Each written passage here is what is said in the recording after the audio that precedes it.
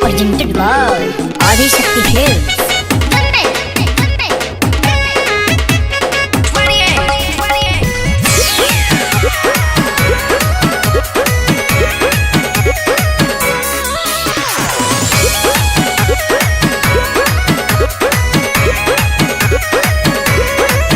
रउआ बाली बंगाल से ले आवे के बाद हमरा बुढ़िया इंडिया हिलावे के बाद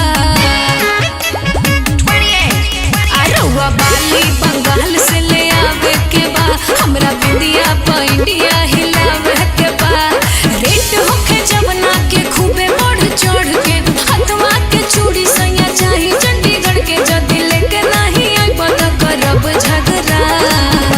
हे धनी हो कि हम ले ले आइब राजस्थानी घाघरा हिलई हो पेन के दिलिया घरा सचो भैया ले आओ राजस्थानी घाघरा हिलई है भौजी दिलिया घरा। तू लोग तो चुपे रहलो।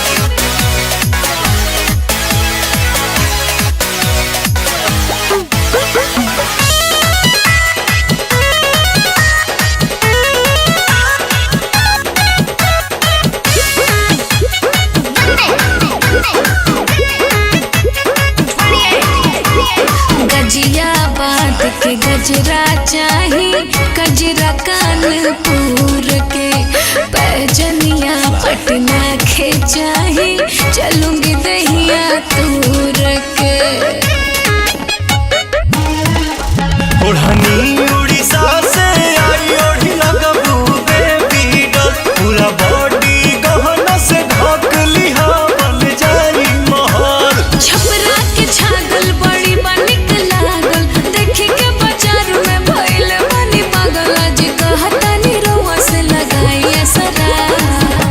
हे धनी हो का कि हम ले ले आइब राजस्थानी घाघरा हिलई हो पेन के दिलिया घरा कि भैया ले आओ राजस्थानी घाघरा हिलई है भौजी दिलिया घरा।